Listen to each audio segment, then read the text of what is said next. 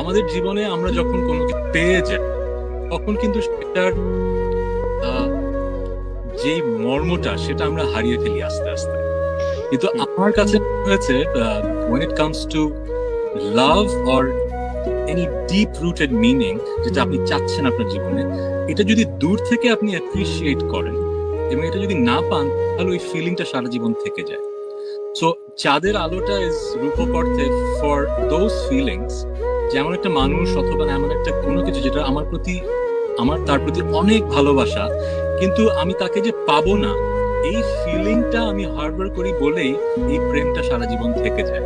কিন্তু আমরা যদি আশেপাশে তাকিয়ে দেখি, আমাদের সবচাইতে পছন্দের প্রিয় জিনিসটাও যদি আমি পেয়ে যাই তখন কিন্তু আমরা কদর করতে পারি না। যেমন আমি হয়তো অনেকদিন পেয়েছি আমার লিভিং রুমে একটা গ্র্যান্ড পিয়ানো থাকবে, আমি হয়তো ভাবতাম যে যখনই থাকবে আমি হয়তো এভরিডে 3-4 ঘন্টা বাজাবো, কিন্তু এখন আমার এখানে বড় একটা পিয়ানো পড়ে আছে, আমি কিন্তু এভরিডে বাজাই না। সো ওই সেন্সটাই আমার ওই সময় এসেছিল একটা স্পেসিফিক ঘটনাকে কেন্দ্র করে, এটা এখন বলতে পারছি না, কিন্তু ঘটনাটা এরকম একটা ইমোশন হয়তো একজনের জন্য এসছে, কিন্তু আমি জানি যে ইমোশনটাকে আমি এক্সপ্লোর করতে পারবো না। যেহেতু এক্সপ্লোর করতে পারবো না, এই কারণেই আমার কাছে ব্যাপারটা মনে হচ্ছে will last longer. I will take the right decision by not exploring the emotion, but I will keep it inside. ওইটা মনে হয় আমার প্রতিটা মানুষই করি, এই কারণেই হয়তো এই গানটা সবাই ফিল করতে পেরেছে যে আমার পছন্দের একটা জিনিস চাঁদ আমি দেখতে পাই, অ্যাপ্রিসিয়েট করি, কিন্তু কখনো নিজের হবে না।